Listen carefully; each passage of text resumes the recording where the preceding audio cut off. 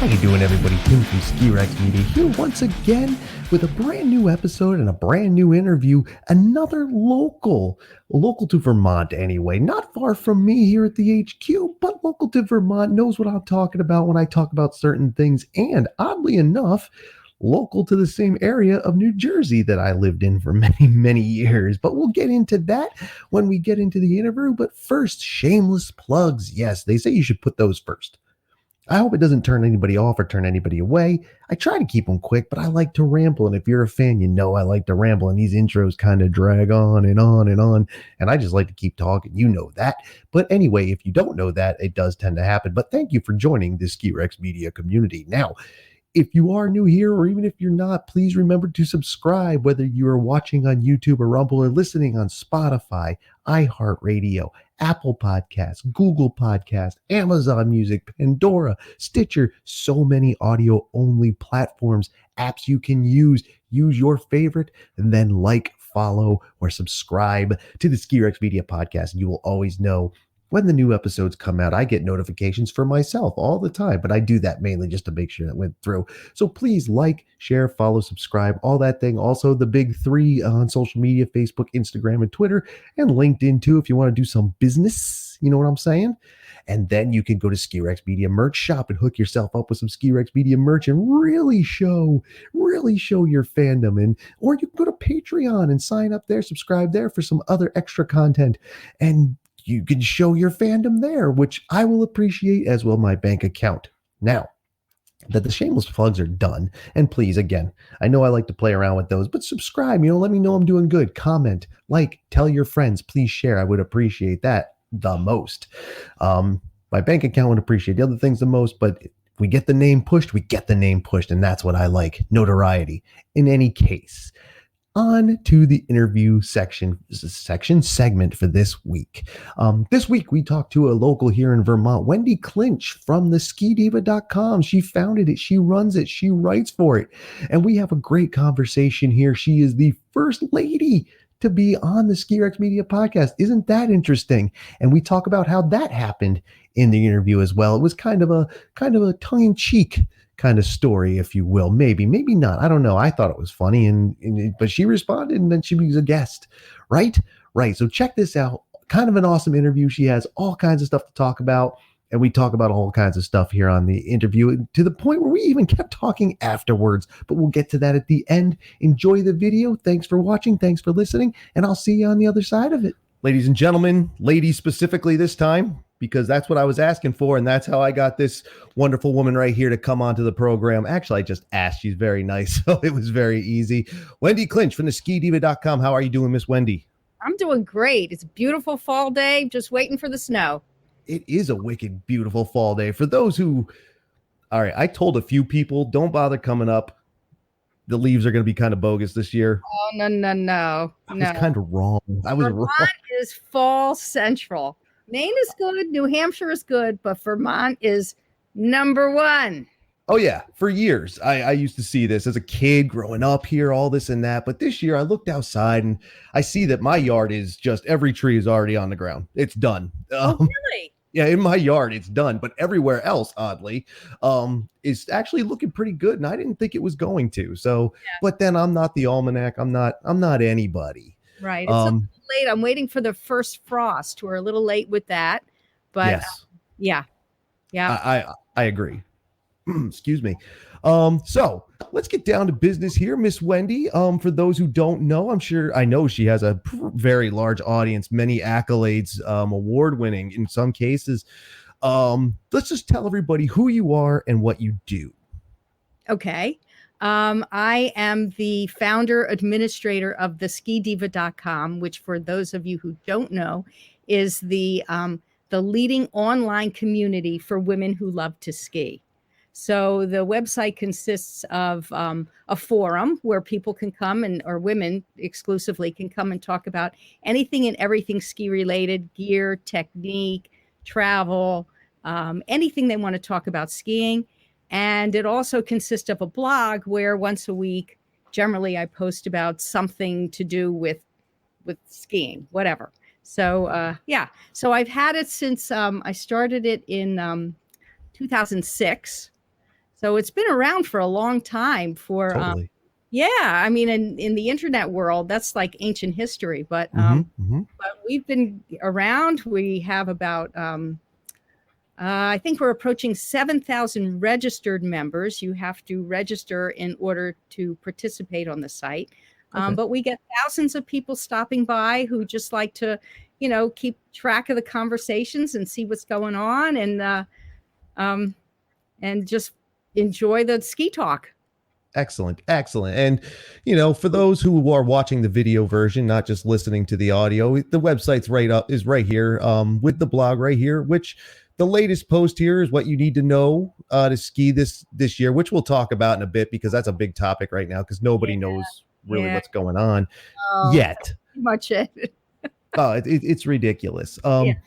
What got you into this idea to start the Ski Diva? Like, was it women's issues, lack thereof, whatever it might be? What got you into it? What was the inspiration? Maybe. I started skiing as a kid. And Totally.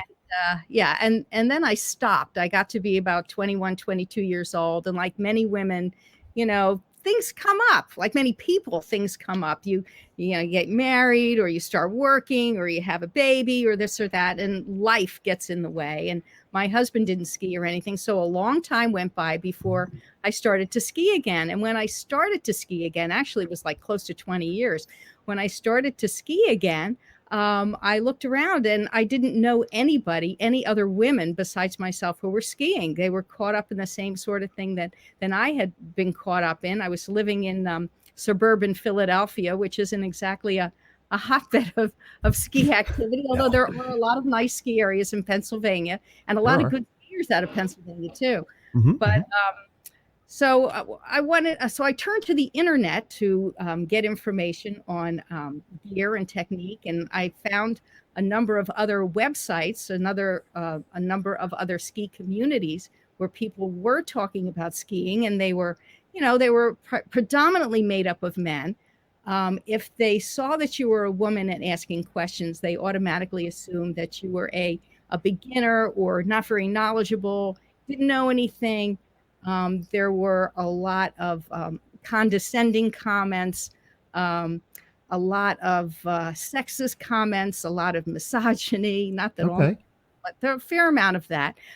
There was a lot of bragging and boasting, who could huck the this or that cliff. And it just wasn't the kind of atmosphere that I was looking for. I wanted people who were knowledgeable about women's gear and women's techniques. I wanted to find a place that respected women and that treated us as, skiers, not necessarily uh, novices or beginners. So since I wasn't finding anything like that, I thought I would just start something myself. And Nice. yeah, so That's that's awesome. where it started. Yeah. That's awesome, and that's very interesting to me, because that's something I never saw. I never saw that part, the negative part, I guess you could say, or the negativity given towards women in skiing, recreational or otherwise.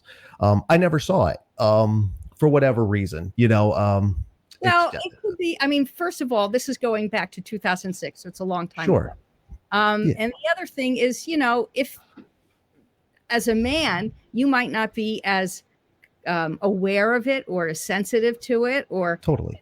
yeah, Yeah, absolutely. Like basically when I say that, I mean I have no idea what's going on.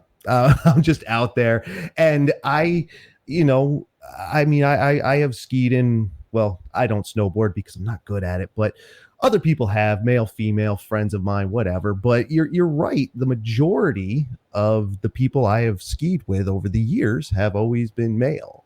yeah. Um, almost exclusively. A few here, like I said, a few snowboarders, a few skiers.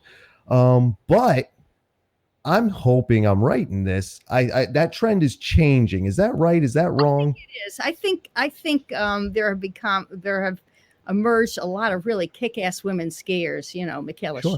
Schulman, uh, a lot of people like that. And I think that's drawn a lot of attention to the fact that women are just absolutely kicking it up out there, and they're great skiers.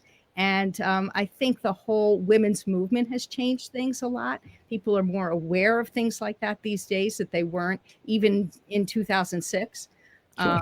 I think that there has become a more of a trend towards developing really fine, outstanding women's gear. Before they used to call it shrink it and pink it. You know, it was just Oh my God. paint it pink, shrink it down, whatever, put little flowers on it or little butterflies, you know. Totally. The Lisa Frank thing. Yeah, it was just great, like Barbie skis, you know. And Totally. that was a thing. It really was. And that is no longer the case. There's great gear out there. And, people are more aware of things like that now. So that's great. I mean, I kind of hope that even in the era of better gear and great gear, there is a Barbie ski out there, because I can see the awesomeness is in that. I don't know if anybody else can see the awesomeness in that, toy collectors or whatever, goofy stuff. I think that would be fun. When women's equipment, it has little, not that there's anything wrong with little flowers and stuff, but it's just, I don't know, I'm not interested in that. Yeah. Well, yeah. I get it. I totally get it. And actually about the gear, I have heard that before, how it is not always easiest to find the right stuff, from proper fit to, proper size, all this from lengths, and whatever it is in size. In fact, I learned more about this, at the Boston at Ski Expo whatever the last one was before the pandemic, like 2 years ago. Yeah, and I was down there courtesy of Kathy Ben Harrison, her turn at the She Shed out of Boston and Sunday River. I was at the booth there. Where I must have missed you, because I was only there for one day, and I was, huh? I said me too. I was there for one day at the booth. Oh, okay, then dang, I must have been the other day. I went down there to talk. It's Donna Weinbrecht, who's amazing. Talk about an amazing woman skier. I mean, she, it doesn't get better than that. Yeah, I had fun talking to Donna Weinbrecht too, because I lived in New Jersey for many years. She's from Jersey, so we kind of, me too. There you go. So New Jersey is the center of the universe. People don't believe it. It's 100% fact. I have run into people in New Jersey that I grew up with here who I should never have seen again. And Sayreville, they're there. Seaside Heights, Point Pleasant, Newark, you name it. Ocean County. Me too. I lived in Jackson and Lakewood. There you go. See, I've proven this a million times. Too funny. Yep. That part of New Jersey is absolutely like a Bermuda Triangle, but it draws people in, you don't lose them. Yep. I went very up strange. A few years ago, started talking to some guy who was from that area, and it turned out he was my ex-sailing instructor. Oh, there you go. See, I'm telling you, it is the center of the universe. People don't believe it. That's all right. Yeah. But people from skiing, people who are into skiing come from all over the place. On my site, for example, at the ski, we have women from all over the country, from down south, North Carolina, Virginia, Florida, all over the world. It's amazing. And in a way, like in a community like that, you can connect with all these people. And some of these people are unbelievable skiers. At the Ski Diva, we have get-togethers a couple times a year. We get together out west, and we call them Diva West and Diva East. And people travel. I give them a lot of credit for just showing up and not knowing anybody, and just to join in with people they met on the internet, which I think must be a really, really scary thing. But they come because they feel like they've developed connections online.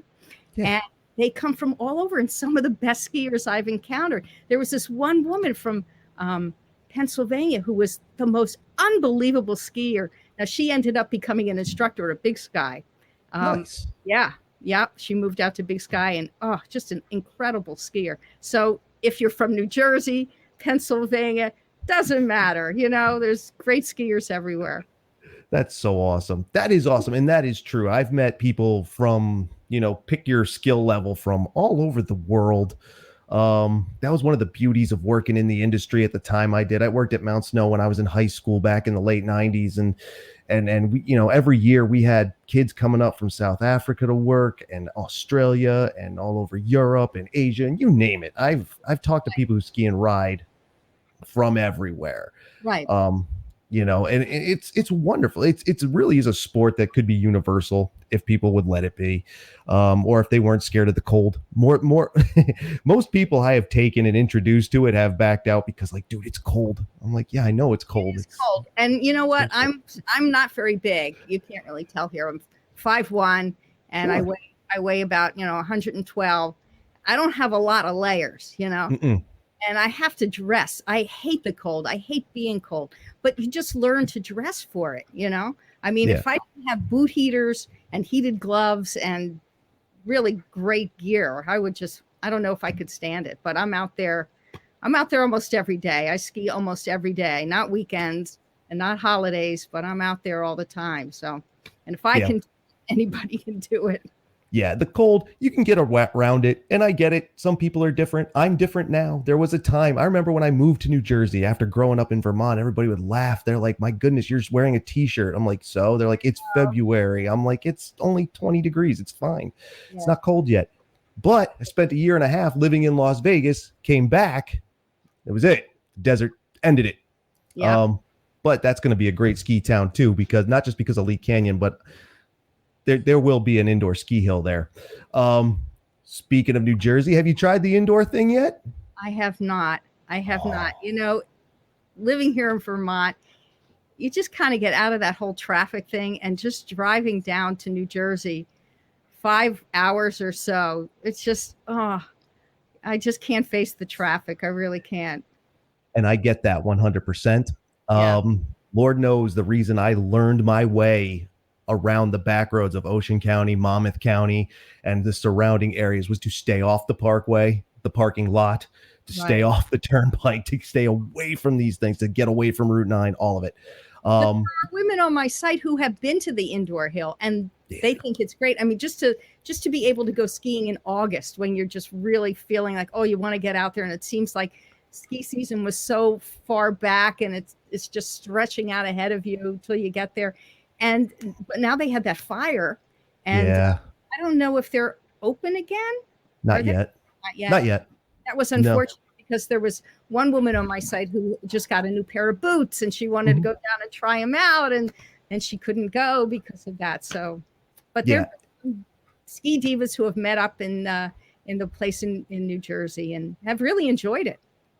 I'm pushing that on everybody. There's two things I push here at Ski Rex. Well, there's a lot of things I push, but two recently have been indoor skiing quite a bit, because I loved it the time we went, and we kind of beat the traffic, but we went in October of last year. So we were still pandemic. Right. So there was no traffic. It was very weird. I've never seen the New York State Thruway that empty. It was very creepy. And I pushed the Indy Pass as well, very hard. And I love that thing, and I love Doug Fish, and it's a wonderful thing. Do you all talk about that at all? The Indy Pass? Indy Pass, yeah. A lot of people are really into that. I think it's a great thing. I really do. It's great that these independent areas have banded together, and it's a way that people can get off the big mega resort path and go try a lot of different areas. It's economical. It's great. It is. It's wonderful. It is. But to get away from the Indy Pass for the first time in like weeks, because we both live in Vermont. You live closer to Killington than I do. I remember your return address. I don't remember it, but I remember where the town was. Whatever. Yeah. I remember. So is Killington your mainstay, or do you shoot down to Okemo, over to Pico, or just travel? No, I get around a lot. I really do. I live between Okemo and Killington. I live about 7 minutes from Okemo. Sure. And I live about 25 minutes from Killington. So sometimes I go up there. Sometimes, most of the time I go to Okemo because my friends ski there. So, so I go there. I go down to Stratton quite a bit. Love Stratton. That's 40 minutes about 35 minutes, 40 minutes from here. That's the great thing about Vermont, is that there's so many ski areas that are within a short trip. I love Sugarbush. That's one of my favorite places. That's not that far, it's an hour and change, but that's a great hill. Mad River is up there. Bromley is here. Magic, of course. You have my Magic t-shirt on. Nice. Magic is down there, right down in Londonderry. So there are a lot of options. Burke, you can't forget Burke with the Burke Academy. Michaela Schifrin went there. Yup. So, I don't know. Have you ever skied at Burke? Never skied Burke. I've been there during the summer, but not in the winter. It's lovely. It's just it has these meandering trails. I'm an old school skier. I'm old, so I'm an old school skier. And I love the trails that wind around and everything. It's one of the things I really love about Sugarbush. There's like a surprise around Enmad River. There's a surprise around every corner. I really like that. Pico is like that. Killington's sister place. It's fantastic. I love Pico. And Jay up north, Jay Peak. Going there this year. You are right on the border. When you're at Jay Peak, I mean, you are on the border. And they've had a tough time, as you know. We've had a lot of financial problems. They are probably going to get acquired by somebody, and it'll be interesting to see what happens with that. So it remains to be seen. I don't think Vail is interested. That's what I've heard. But, it's kind of off the beaten path. They get a lot of Canadian skiers. And the pandemic was really hard on Jay. Because of that, they weren't getting people over the border. But it's a great mountain. It really is fun. You have to get up there and ski it. Yeah, I'm going up there this year. They're still on and remaining on the Indy Pass, so I'm going to exploit that the best I can. Yeah, you should. Just recently on social media, one of the guys up there, or a local from that area, did a bit to mess with people. Well, I guess he had a photo of himself and someone who works there. I can't remember who the names. Someone in one of the offices, and they had their Vail shirt on and just kind of put it out there as if it were a done deal. I saw. Right?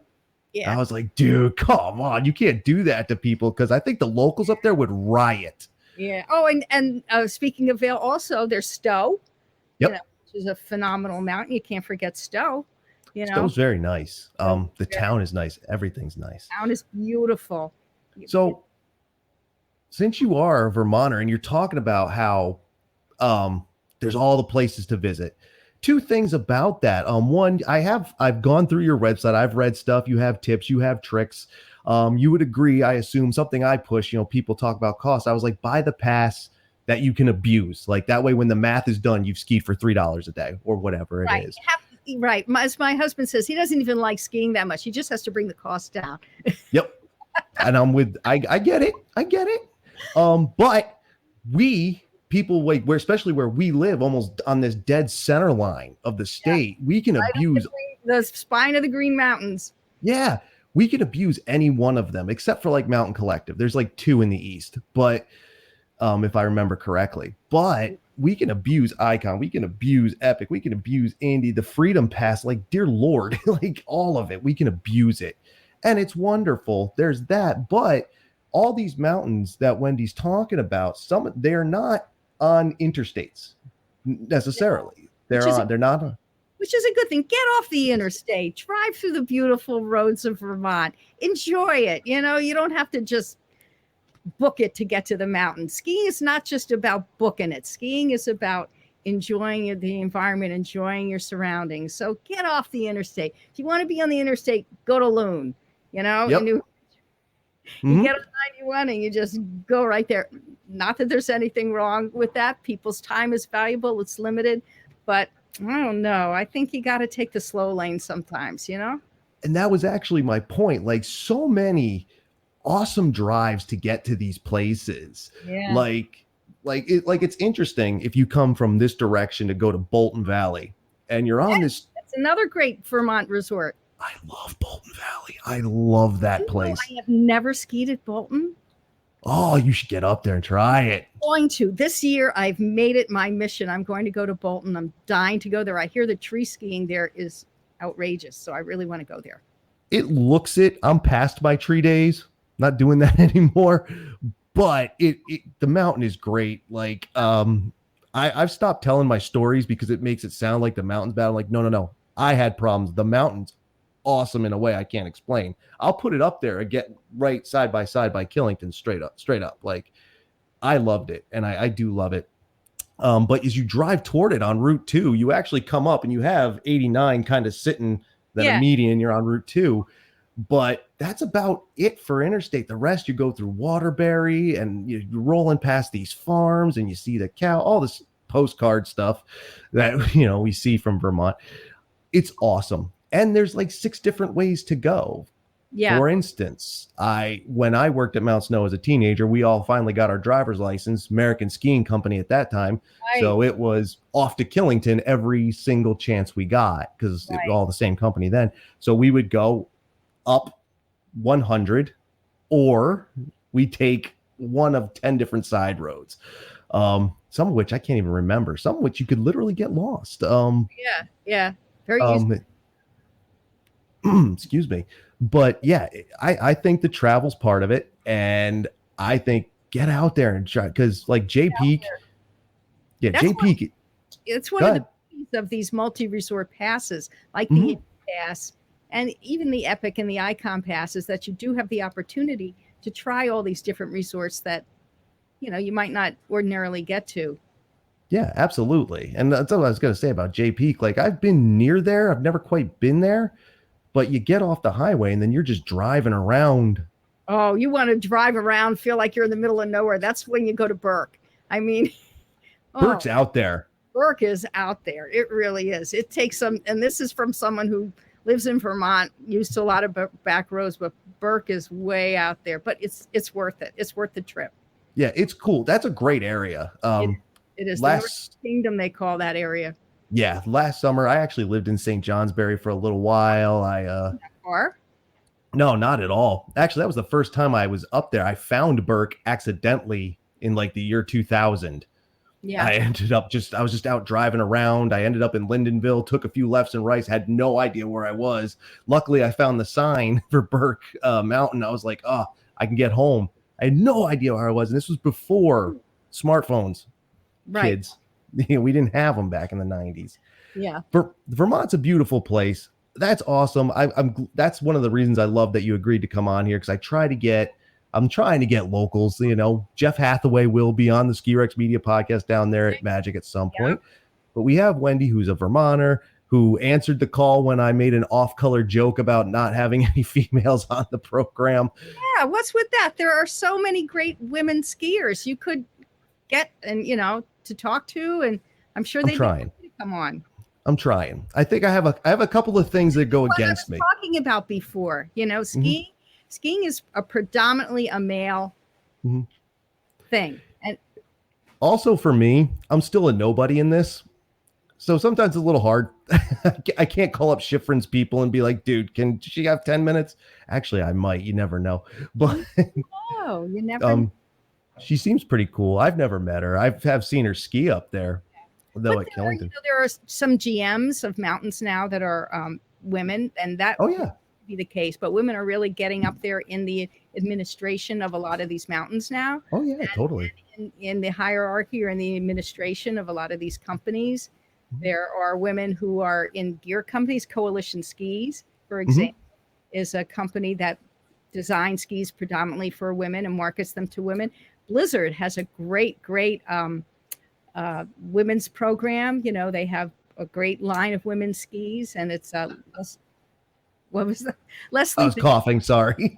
Leslie Baker Brown, who does their marketing and is in charge of the program. She would be a good person to have on. I'm sure she'd have a lot to say.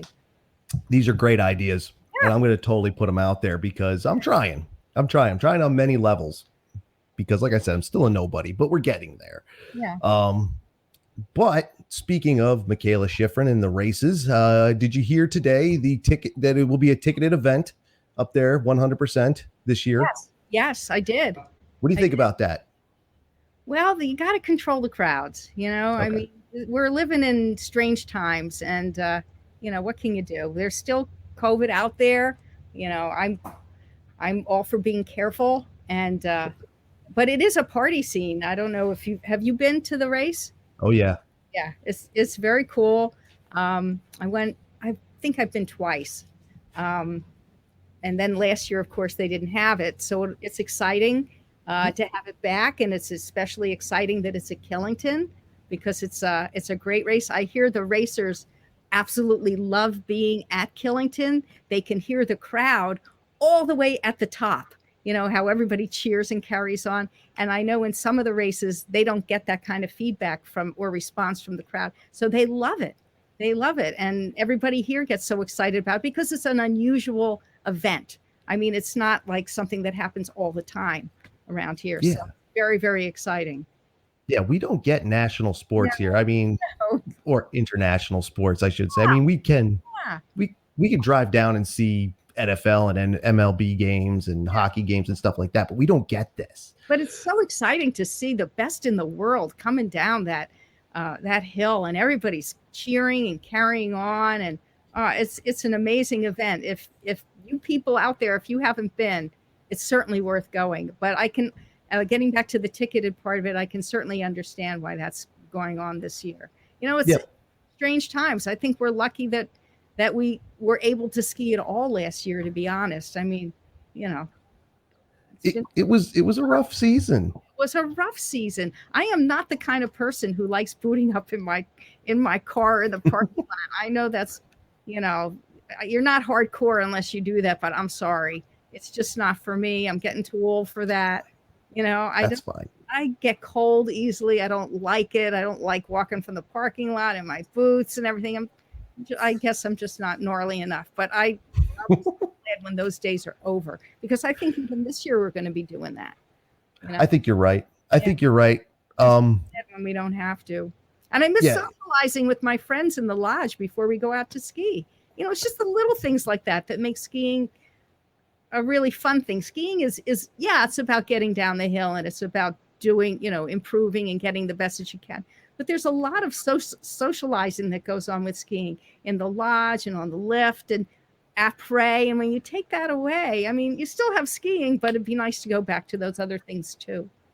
It will. One of the things a group of folks who follow me and whatnot, and I talk with and actually got to ski with at the end of last year, I did quarantine. Actually, I ended my season after that. So it was quarantine. There you go. Ski Vermont, right? We love it. We love it here. Yeah.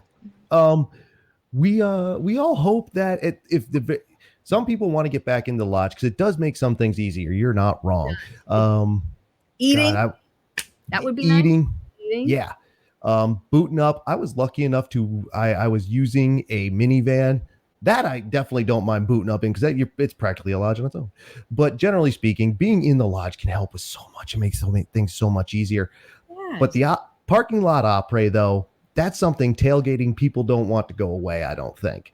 I know a group of people, they don't want that to go away. And I saw it so many times last year, just grills and things. Yes, and music.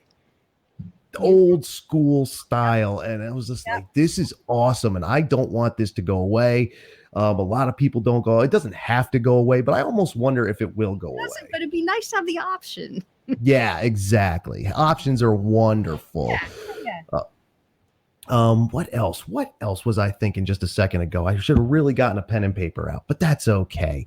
Here's a fun one, which I just thought of because those same people have an interest in lost and closed ski resorts, and your town is where Plymouth Notch is, and Plymouth Notch. Yes, it's right down the road, and they've dropped the price.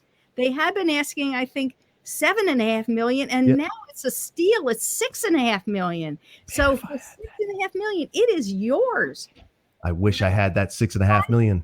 I drive by it all the time, And then there's another ski area down in where is that? Down in Winhall, I think, Bonneville, down far from Bromley. That's a steal. But I think the lodge burned down and there weren't any lifts or anything. Is that for sale now? Yeah, Snow Valley, I think it's called. That's it, Snow Valley. A friend of I think it's only like $1 million or something. I don't think they're asking that much. No, wait a minute. I'm sorry. It was I think it was $4 million. I think it was. You can go on Zillow and look it up. But I did not realize Snow Valley was for sale. One of my best, closest, been friends for almost 30 years. You could walk to it. Like, we know it's there. We didn't go up there because I thought it was private property, so we didn't go up there. I walked up there. Okay. So see, I didn't know that. I'm sure it is private property, but I've walked up there. That's fine too. I didn't know. I went down Snow Valley Road once thinking I could get into Manchester without going to the main road and was wrong. You can't do that. But we found out about that place. I would love to buy that. I'd love to buy that and not even reopen it. I'd like to just build a house on it. Yeah. Mine. Yeah. That's the other thing about Vermont. As many ski areas as there are, we were talking about them all before. There are even more abandoned ski areas, places that I used to ski at as a kid that, just aren't there anymore. And that's kind of a shame that these places, the smaller places, have shut down and gone away, because they're feeder areas really for larger areas. They're great places to learn to ski. And I mean, over in Brownsville, which isn't that far from here, the town actually bought the shut down Ascutney ski area and turned it into a community ski hill. And it was a great way of how they came together. First, they just had a rope tow, and now they've installed a T-bar. And as a matter of fact, last year during President's Day, I really wanted to ski, but I didn't want to fight with the lines at Okemo or Killington or any of the other areas around here. I went over to Ascutney, to Brownsville, and I just went up and down the little T-bar, and it was $15. There were a lot of $15 families there, people having a great time, very old school. They do not have snowmaking. They have very minimal grooming, but we had a good snow year and there was good coverage. And I had, a couple hours. It was fine. You're not going to be doing anything gnarly. You're not going to be doing anything that's too difficult, but it was fun. It was fun. I had a really good time. I've heard so many good things about into the dark here. Yeah, a little bit. That sun's moving quick. I know, but I don't want to go inside. It's so beautiful out. Oh, I get that. It is a perfect Vermont day. A little warm for my taste, but I'll deal with it. Ascutney, I've heard so many good things about what they're doing down there, and I haven't been there. There's a lot of places, people ask me, did you ever get like Maple Valley down there on the other side of Brattleboro? No, It was closed when I started. I didn't ski for the first time until 1991. I was 12. So I just hadn't done it. It was closed. Hogback, I lived in Wilmington. There as a kid. That one's cool. That one's cool because you can still ski it. There's volunteers who go up there and cut back the trails every fall. And I think you can hike up it for sure. Yeah, totally. Oh yeah, you totally can. If for those who are into the uphill thing, I want to try that this year. I think I got to get some equipment to do that. I think that's great. Yeah. Some of the history, I mean, Vermont's full of history anyway. All of New England, you drive around a corner, you're gonna find something, and you likely didn't know it. I've been here almost my entire life studying this stuff, and I still don't know it all. And find things all the time. But skiing, gosh, I found what was at once, I think it was called Mount Tom. Yeah, it was over in Woodstock. Sure. Yep. And at one point, it and Suicide 6 were the same people. But I drove by that thing a few times, always wondering. I was like, gosh, that looks like it could have been a ski hill at some point. Come to find out, it was. Woodstock's got a lot of ski history. When I was a kid, I used to get Ski Magazine, of course. Yeah. And I would read about Suicide 6. Mm-hmm. And I thought that name sounded just so amazing. I thought if only I could ski a Suicide 6, my life would be perfect. Well, I guess it was maybe about 12, 13 years ago, I went over and I skied at Suicide 6. And you know what? It's a very sweet little area. It really is. It's owned by the Woodstock Inn, which is a real fancy dancy resort. It's beautiful. They keep it in really fine condition. It's not crowded. It's a real family place. It's in a beautiful, beautiful area. It's gorgeous over there. The lodge is like a living ski history museum. Over there, that was the first rope tow in the country. Yep. Mm-hmm. Yep. Yeah. So a lot of history there. It's interesting, though, because you go in and they have like racing results on the wall from like 62 or I don't know, way, way back. And the trails, I mean, it's not a big mountain, but it's really fun to look at the times, like, 30 seconds or something. It is. And that place is awesome. I push it to everyone. I went there for the first time last year. It's an Indy Pass mountain. So Oh, I was, I didn't know that it was Indy Pass. oh yeah, and I tell people, it has a quad and a J bar, Yeah. and that's it. Yeah, you And take kids over there, they can have a it's not, blast. And the thing about that, you don't have to worry about them getting lost or anything because it's a good size. Everything comes right back down to the lodge. It's oh not like yeah, Wellington where somebody, you can lose somebody over there for the rest of their lives, or again. but you can set the kids loose, and you're not going to lose them. Yeah, no, Suicide Six is great. I suggest that place to everybody. I love it. Like I've been there a couple times. I even go there in the summer and hike up it because it's Oh, not it's beautiful. hard. Beautiful. I ride my bike around there sometimes. It's a Yeah, beautiful area. The whole area is lovely. yeah. Woodstock is amazing. Visit Woodstock. Don't try not to go through the center of town for Yeah. traffic. Now, do you ski out west? I've never skied out west. The opportunities I had, because like I said, I lived in Las Vegas for a year and a half, went up to Lee Canyon, didn't ski it, never went into Utah, never went into Arizona, never shot down in New Mexico or California, never did it. Yep. Yeah. Well, I go out west once or twice a year, and I've been doing it for a number of years. And as I told you before, we have these ski diva trips. We have Diva West and Diva East. Usually the women from the East always go to Diva West, but the people from the West don't come to the East. So a few years ago, one of them did. Or Nice. we've had a few, and she was terrified because she'd heard all these horrible stories about Eastern skiing. Because you ski the powder out in the West, and everything, it hides a multitude of sins. But when you get on that hard pack, you get on that ice, it's unforgiving, and you really have to know what you're doing. It's real technical skiing. We were up at Stowe, and she was just totally terrified. Luckily, it was spring skiing, and the snow was kind of soft, but she was fine. But she just loved coming. I mean, she thought it was great. Oh yeah, I say go Yeah, back and forth. from Utah. Utah people love it out there. I tell everybody who skis in the West, come east, man. Like none of the pride stuff, none of the this versus that. Just come check it out because it's different. It's a whole different dynamic, out in the West. It's more destination resorts. These are more local, or regional. So you're not getting the people from same thing, the people from all over the world like you do here. But it's big mountain skiing out there. It's great. That's the part that stops me. That altitude sickness. I talk about this all the time. That kicks me in the tail every single time. It takes a few days to get used to it. It really does. I mean, some places are pretty high, like A Basin is really high. You can't go there your first day, and no, I mean, I found myself being kind of short of breath, dizzy a little bit after a few days. It kind of goes away, but it takes some getting used to. It really does. It does. And I tell people, look, if I'm going to go there, I need like an extra 2 days on one side. You need to come like a day early. And, but I don't even think that's enough. I really don't, because I can be there for, a week and I still feel it. Yeah, it's so high. It's so high. The highest I've ever made is 9,300. It was brutal even at that. And I have known people who have gone out and gotten pretty bad altitude sickness. So, it can happen at any time. I mean, you can go out there half a dozen times and then the next time you go, you can get sick. So yeah.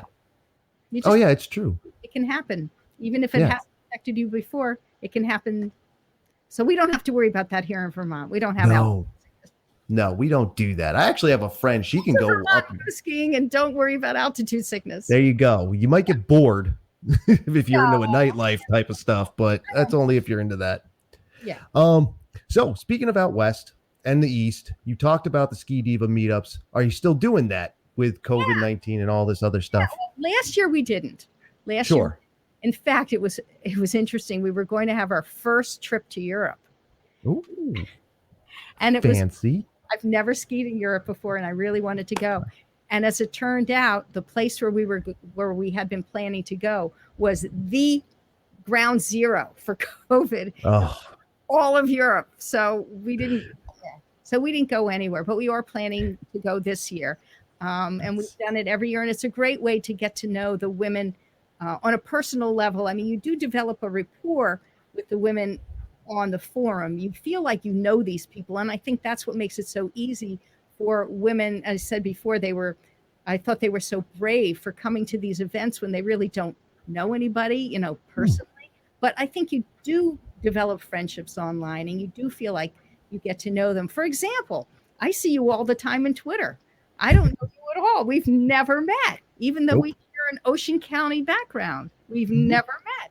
But, you do get a sense for people. And some ways that's good, some ways that's bad. Some people, they get behind the computer keyboard and they kind of let it all hang out, and you guess it's not good, But on the Ski Diva, for the most part, people are very friendly, very supportive. You don't have a lot of, we don't have a lot of problems. I have moderators and I hardly ever have to use them because Good. everybody is very well behaved, for the most part. We've had a couple dust ups over the years. I mean, it's been since 2006. So, we've had a few, but Yep. for the most part, people are very supportive and very friendly, and it's really turned into a very nice environment. And That's good. yeah.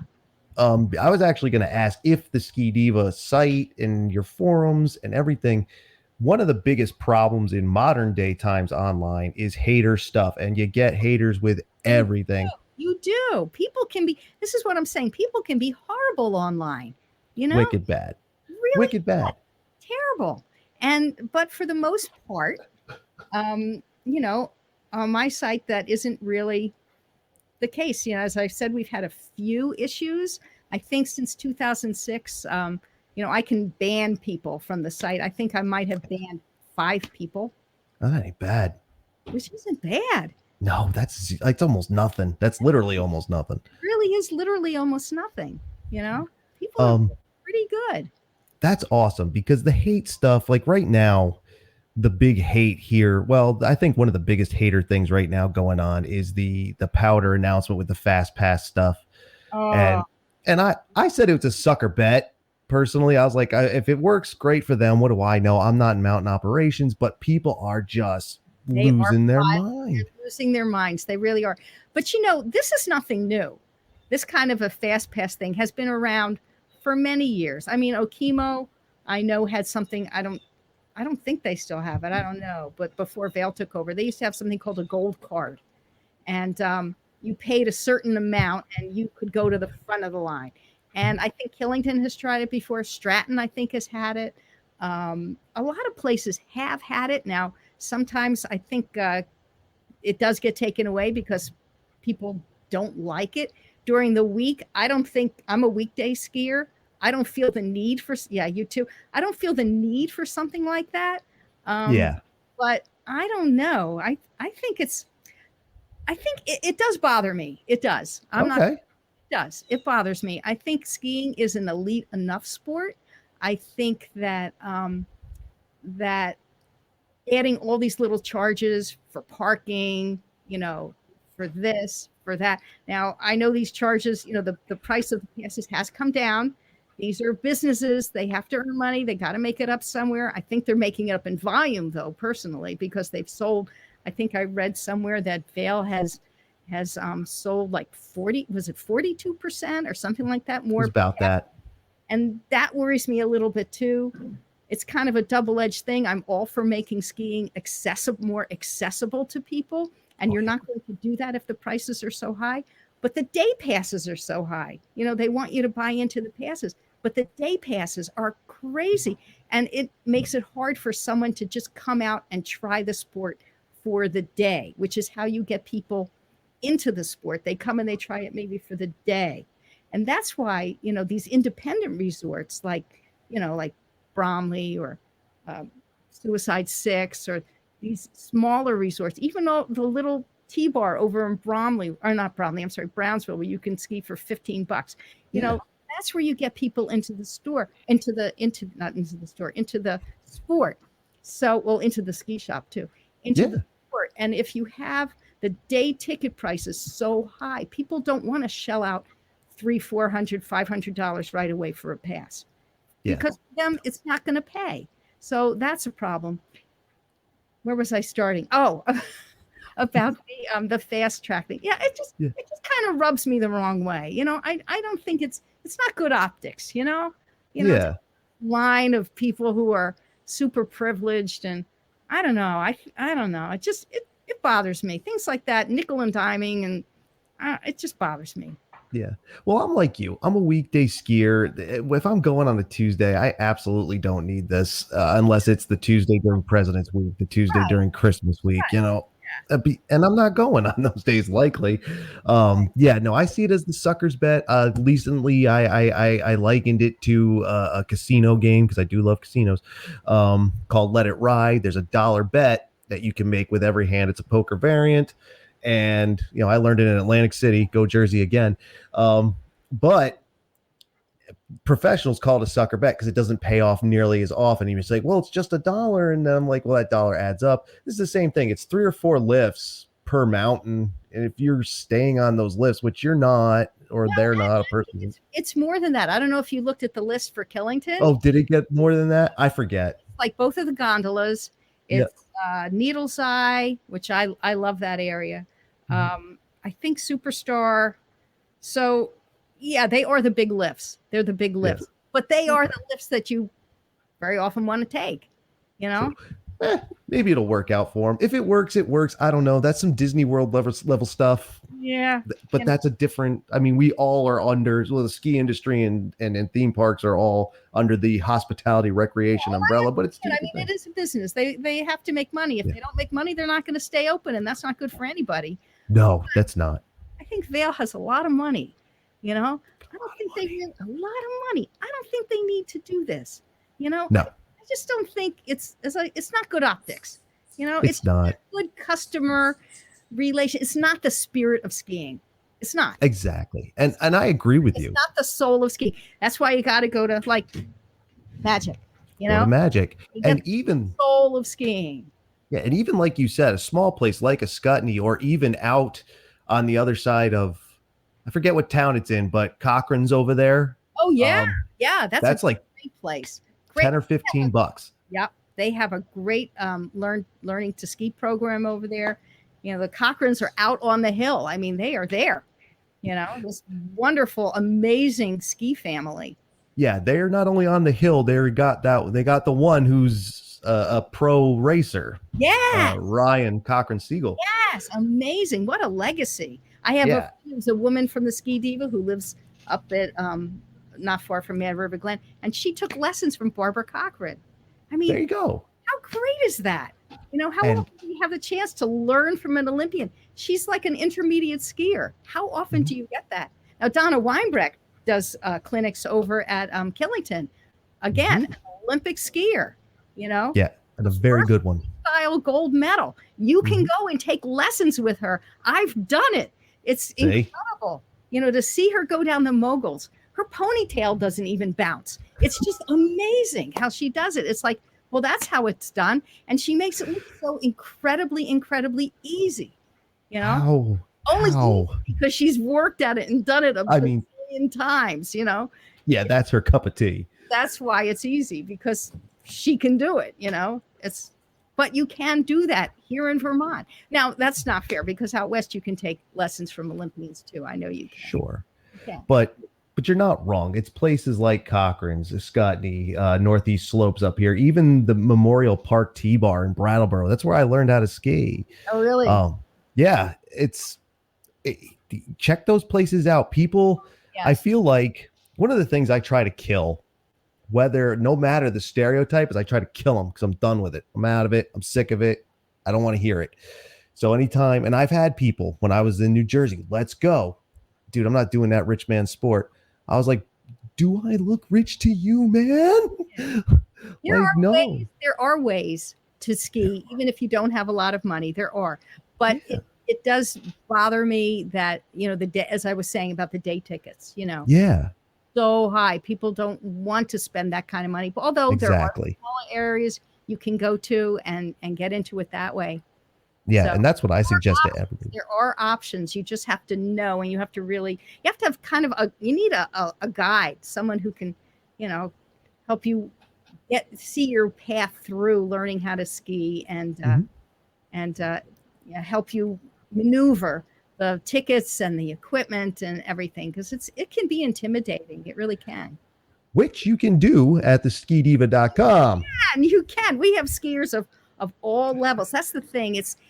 I don't think that there is, we talk about women skiers. They are not just one big homogenous group, Sure. they come from all different paths. They have all kinds of interests, all abilities. They have different life experiences. They face different challenges. It's the same as co-ed groups. It's the same as male skiers. Everybody has their own thing. Yeah. Yeah, everybody faces challenges and everybody has their own baggage with them. And so. Absolutely. I mean, check out the site. Even if you're a guy, like, don't even worry about it. Go. Oh, The yeah, the, people the do all the time. information. They just can't register. It's Yeah. in the agreement. Don't register. Oh, is it really? I didn't even see that. That's kind of awesome. You have your own. Everything else belongs to the guys. Everything else belongs to the guys. We just want our own little corner of the web where we can get together and have our own little thing. Yeah. So And just accept that and roll with it. And anybody can come and read the site. They just aren't there. It is right there. I see it. Yeah. Yep. Then that's the main page, I think. Yeah, that's the main. Now, if you go up to the top and you click on the forum, where's that? Get in there. There you go. Yeah. And that takes you to the community where we have all the different categories that you can talk about. You can talk about general skiing, you can talk about ski gear, you can post your gear reviews, ski tips. You can talk about resorts, family skiing. There's something for everyone. Yeah, you've done very well with it. Like I've gone through it a few times, and you've done great. And it does have all kinds of good information, and like, ladies, get in on it, man. Don't be afraid to do it. Obviously, very friendly woman here. Obviously, other friendly people in their community. Yep. It's a great site. I'm very, very proud of it, and I'm really honored to have met so many great women. I've developed really long-lasting, deep friendships with a number of the people on the site, and it's been a real life changer for me, and I think it has for a lot of the other women on the site too. So, it looks great. Love to ski. Just, I am not a computer techie person, so that for me is the real challenge, the real difficulty in the site. But sure, it is what it is. Hey, that's fine, man. You can get around that stuff these days, and you got, like, there's great photos, great articles, but beyond this, beyond the practical, the real, the fact, I got your email this morning. I did not know about this. Yeah. You are also a ski author, and at Ski Rex Media. Excuse me. I've written 2 novels. Mm-hmm. They were published by Minotaur Books. They're Ski Diva Mysteries. The first one came out in 2010, and that was called Double Black. And the second one was called Fade to White. And after that, kind of gave up. It's a lot of work. It is. I did it in the off season, and that was it. But Double Black is very fun. It's about they're both fun, but Double Black is about a young woman who dumps her cheating fiance in Boston, comes up to live in a small Vermont ski town to become a ski bum. She's sleeping in her car. She has nowhere to stay until one day she discovers a ring of keys behind a jukebox in a bar. And it's from one of these maintenance companies that takes care of the condos, in the mountain and everything. And the condos empty like 95% of the time. So she takes the keys and she starts sleeping in different condos every night until you could do it. Maybe you could. Until one night she unlocks a condo door, and what does she find? A dead body. Nice. Yeah. So that's what that's about. Yeah. And she has a romance with a ski patroller and everything. And it's a fun book. It's just fun. It's funny because the people I know around here are guessing. Now, is that bar supposed to be that? And is that restaurant supposed to be that? They're trying to put locations, Nice. And the second book is this is kind of funny because it's kind of based on something I saw when I was a kid. I was at a ski area and I saw them filming a mouthwash commercial. Okay. That's cool. Yeah. So Double Black is about a washed up actor, it's kind of based on Harrison Ford, but he's kind of washed up. Nice. And and he's at his ski area and he's filming a mouthwash commercial. Oh, that's So awesome. he's kind of come down in, in stature, and until one day he shows up dead. So, and it has the same characters from the first book. Okay. There's some carryover there, and they're fun. They're just fun. They're light. They're fun. They're not really gory or anything like that. They're a quick read, something to get you through when there's not ski season. A great Christmas gift. Nice. Good plug. Like that. I like that a lot. So I wrote the 2, and then after that, I kind of gave up. My husband is the real author. I don't know if he's like the real deal. He's okay. Yeah, he's his books have won awards, and he writes literary fiction. His first was named one of the year's best novels by the Chicago Tribune and the Washington Post and the Christian Science Monitor. So his name is John Clinch, and he's pretty amazing. He's had some great stuff out there, so you should look him up. There you go. Everybody, yeah. Buy some books, man. It's a good time for it. Yeah. Like, and this actually, your books. Let me pop that back up here. Yeah. This was not on the Ski Diva website, so I didn't even know about it. I had no idea. It's been a long time since they came out. It's kind of in the rearview mirror, but you can still get them on Amazon, and cool. And they're fun. They're fun. So yeah. I mean, I saw on here. I think it was like if you're an ebook person, which I am. Yeah, you can get sure. $5.99, dude. That's nothing. Yeah, cheap. Nothing. Cheap. Yeah, I like it, man. It's like like getting a coffee. It really is. Now the thing when you sent me the email saying, "Hey, I did this too," I was like, "That's brilliant! Like, what perfect timing!" Because I'm talking to other people. Because skiing, one of the things I think that makes it so, I don't know, wonderful, but really gets it into people's mind to actually try it are the arts, whether it's film, which, I like film, and that's even fact or fiction. If you're talking Warren Miller, Nimbus Independent, any one of them, Level 1, whatever, or the goofy movies, Hot Dog, Ski Patrol, Out Cold, all that, books, which you have written, painters, you name it, the arts. When people see this stuff, granted, if it's fiction, it's fiction, but it builds the picture. It's like, all right, I want to go see the town. I want to see the hill. I want to see the dive bar that all the locals and all the people hang out with. And I think that's wonderful that you are not just have the Ski Diva pushing that, but you've also done this. Like, that's so awesome to me. Oh, well, thank you. It was just something I had to try. My husband with his writing, and I come from a writing background. I used to have my husband and I had an ad agency years ago. Nice. So, and then when his first book came out in 2007, we shut the ad agency, and I've just been ski bumming pretty much since then. He's continued to write, but after I did mine, I thought, I'm done.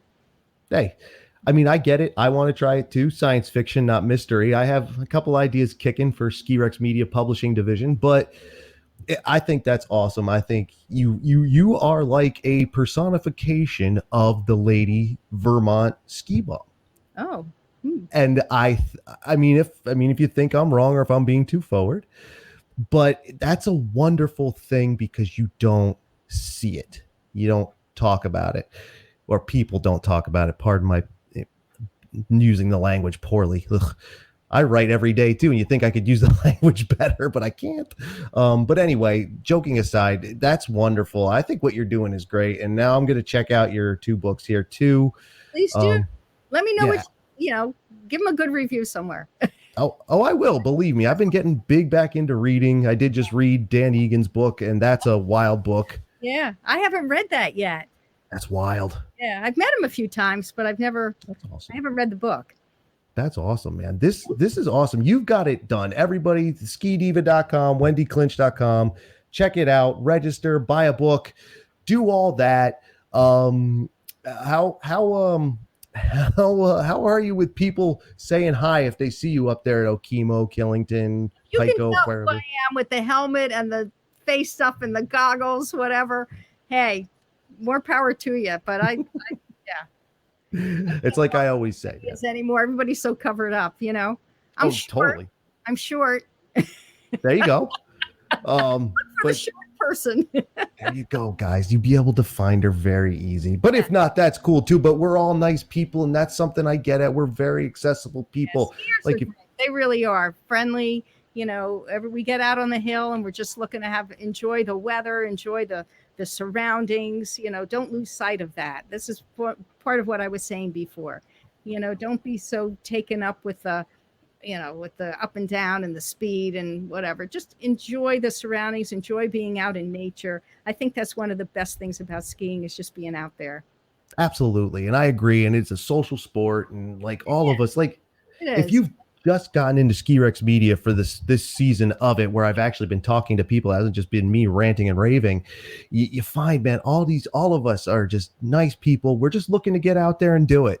Like, we obviously have other lives too, like, don't get us wrong, but when we're out there, that's the world we're in, and that world is a wonderful world. Please try it. I'll tell you how to get a cheap ticket if you need it. And don't overlook the indoor thing, because that's cheap and wicked accessible. Right, and don't overlook the smaller areas. The larger areas get a lot of the attention, the Stows and the Killingtons and Okemo and Mount Snow, and they get a lot of attention, but visit the Indy resorts too. You can ski very economically. They're not generally as crowded. You can bring their whole family and have a great time. So, Yeah. Absolutely. And, it's wonderful. And ladies, obviously it is a ladies sport. Don't worry about the stereotypes. I mean, yes, there are things that happen, but we'll get you in. Trust me. We'll take care of it. We're good. You're good. And we'll help you out. You can go with me anytime you want. All right. Like, it's fine. Like, shoot, my ex-wife, she started skiing because of me. So there's something, I guess. Started because of me. So there you go. I will say, not to get into it, not to make it too silly, because I was trying to be serious about that a little bit, but it's a dater sport, man. Like, you can meet 1,000 people on the mountain on any given day. You can, and it is like, if you look around, you can see that's a first date, that's a first date, that's a first date, like that's a first date, that they've been together too long. Don't take lessons from your boyfriend, husband, significant other. There's too much emotional baggage that goes with that. Get a lesson from a professional. 100% accurate. Yes. Yeah. You can see people who are doing that, and it doesn't work. It never works. There's madness down that road. Don't do it. Yeah, I taught my ex-wife how to ski, and we ended up getting into it. Yes. Yeah, there's a whole thing. But I did it. It wasn't because during any issue we had while she was learning how to ski, but it would have been better if we would have just gone to a pro. Go to a pro anyway. Go with a pro. Absolutely. Even if your husband, wife, boyfriend, girlfriend is a pro instructor, don't take a lesson from them. Go to their coworker. Exactly. Doctors don't treat themselves. Just saying. That's right. No, she's not wrong. And that is, we're having fun with it, but she's being 100% accurate and practical. It's true. It's true. It just doesn't work. You bring all this other stuff with you, and that's not good. And you can't really be the person who's giving the lesson is worried about maybe hurting your feelings or this or that. Maybe you're not going to get the best instruction that you could. And plus, instructors go through a lot of training, to know what to look for and to give you the drills to teach you the skills that you need. So go with a professional instructor. They put a lot of time and effort and energy into learning how to teach skiing in the best possible way. So that's what you need to do. That's absolutely what you need to do. And to make it silly again, don't try and get a date with your instructor, male, female, or otherwise. You're just asking for trouble. I know instructors. Anyway, Miss Wendy, thank you so much for coming on the program. This was it's been awesome. A pleasure. Maybe we'll be together this year. Absolutely, because I will be at Killington and Pico. I was at Pico for the first time on my birthday last year. I kind of want to get it on it this year. Great. I love Pico. I would love to. Little trick about Pico, Killington. If you're a Vermont or New Hampshire, they have Vermont, New Hampshire days. My Pico ticket was $45 on a Monday. Yep. It's nothing, baby. It's nothing. Yep. I love the tickets. Burke Burke has them too. I'm trying to think. I think Jay does. I don't know about the others, but and Okemo used to. I don't think they do anymore. They used to have, I think it was like Wednesdays or something. But now that Vale's taken over, things have changed. So yeah. All right. Well, anything else you want to throw out there? Plug anything before we go? Just women should come to my site and join in the conversation, and you'll find some great stuff. Do it. Absolutely. 100%. Check out our site, ladies, and just come do it. It's fine. Like I said, I'll go with you. I don't ski very well at all, but I'll still go. I don't care. And nobody cares. It's awesome. Thank you, Miss. Everybody's welcome. Everybody's welcome. Thank you, Miss Wendy. I really do appreciate it. We'll catch you during the winter, and maybe we'll check back in with you during the winter too, see where the Ski Diva's at. Okay. All right. Thanks a lot. Thanks for having me, Tim. Thank you. And there you have it, everybody. What did you think of that one? I really do hope you enjoyed it, whether you watched it or listened to it. Both are completely fine. Obviously, we had stuff on screen that was more, well, obviously, whoever watched it, but you didn't really need to. Well, no, of course you really need to, because I was showing her website, which, you should see it. Go check it out. The Ski Diva Wow, I really butchered that one, didn't I? Check out the skidiva.com, Wendy's website. It's very informative. It's very good. You'll enjoy it. And the forum is very good. It's all awesome, as you heard us all talk about. In fact, she was awesome anyway. In fact, we kept talking about for at least 45 minutes after the interview ended, after I stopped recording. We kept talking, just had a conversation. Very cool person, very nice person. We'll check in with her later in the season, and you should see a little. I mean, I'll put it up on social media. Anybody I ski with this year, so Wendy will probably be one of them. And that'll be kind of awesome. That'll be kind of fun as well. So I hope you did enjoy this interview. I enjoyed having it, obviously. Check out the skidiva.com. Check out wendyclinch.com. All the links to her websites will be in the descriptions as well, both audio and video versions. So not a problem for you to find it. I am Tim from Ski Rex Media. Remember to check out skirexmedia.com as well for everything Ski Rex Media, and continue to follow and everything. And I do appreciate it, and thank you. And I'm going to have more written stuff out and more podcast interviews coming out soon. With John Emery, the Alpine X CEO. We're going to talk about indoor skiing with the other Appenum from the Out of Bounds Network. It's going to be great. Jeff Hathaway, as I said during the episode, has agreed to be on it. We just have to confirm when. Isn't that awesome? The Ski Rex Media train just keeps on rolling down the tracks, baby. The name grows, and people love it more and more, and I love you people. We'll see you on the next one, everybody. Stay tuned to everywhere that Ski Rex Media is. Right. Thank you, everyone, for listening or watching. I'll see you on the next one. Laters.